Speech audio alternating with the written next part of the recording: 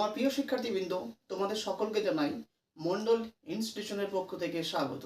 বন্ধুরা, আজ আমি তোমাদের জন্য বর্ধমান বিশ্ববিদ্যালয়ের 5th সেমিস্টারের ইতিহাসের ডিএসসি 1A অর্থাৎ some aspects of society and economy of modern Europe 15th century to 18th century এই জায়গা থেকে আমি তোমাদের জন্য গুরুত্বপূর্ণ প্রশ্নগুলো দেব। এই যে পেপারটা আমি তোমাদের বললাম, এখান থেকে যে প্রশ্নগুলো আমি তোমাদের জন্য রেখেছি সেগুলি তোমরা অতি অবশ্যই ভালো করে পড়ে যাবে। আশা করছি পরীক্ষা হলে তোমরা সমস্ত প্রশ্নই কমন পাবে। প্রশ্নগুলোকে আমি দুটো ভাগে দিয়েছি, একটা মান 5-এ দেওয়া আছে এবং মান 10-এ দেওয়া আছে। তো চলো দেরি না করে দেখে নিই মান 5 এবং 10-এর সেই সমস্ত গুরুত্বপূর্ণ প্রশ্নগুলি।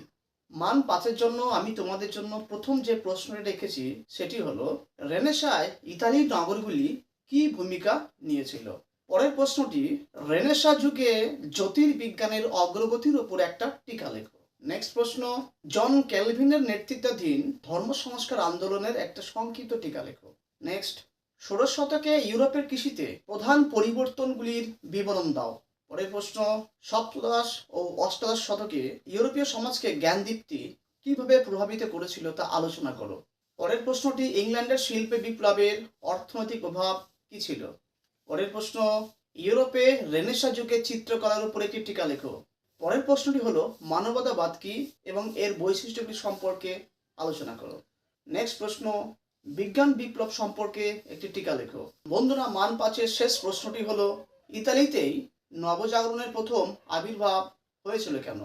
প্রশ্নটি কিন্তু এভাবেও আসতে পারে, ইতালির ফ্লোরেন্সে প্রথম কেন নবজাগরণ হয়েছিল?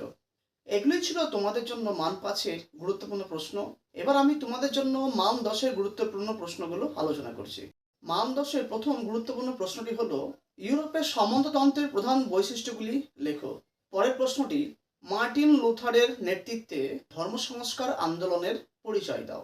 পরের প্রশ্নটি হলো, মূল্য বিপ্লব কি, এরই সাথে এর পটভূমি কি ছিল?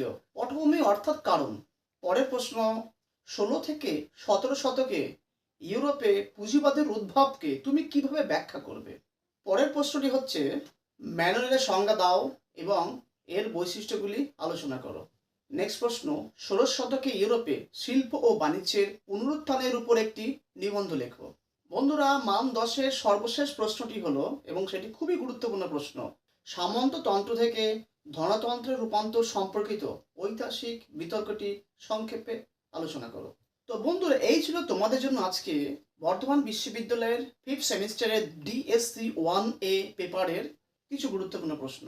আজকে এখানেই শেষ করছি, দেখা হচ্ছে তোমাদের সাথে পরবর্তী ভিডিওতে।